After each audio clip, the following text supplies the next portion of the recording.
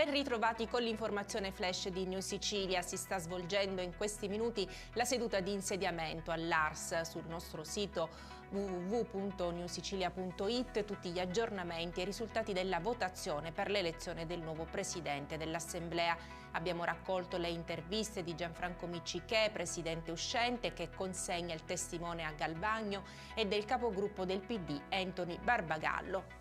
È stato arrestato l'autore della rapina al supermercato a Marsala. Si tratta di un 28enne che, armato di taglierino, minacciando con l'arma la dipendente alla cassa, si è fatto consegnare il contante nel registratore di cassa. Ad incastrare il malvivente le immagini di videosorveglianza. Un 36enne catanese è indagato per truffa nell'ambito della sua attività di dipendente dell'ufficio postale di Raganna ed è stato sospeso dal servizio pubblico per 6 mesi. Aveva indotto un utente a versare 100 euro a titolo di mora, ma non dovuta. L'uomo non è nuovo a raggiri sul posto di lavoro.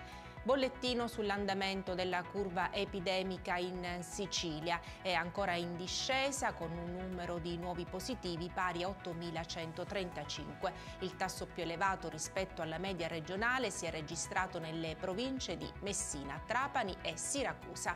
Con questa notizia chiudiamo questa edizione del nostro telegiornale. Grazie per averci seguito e arrivederci.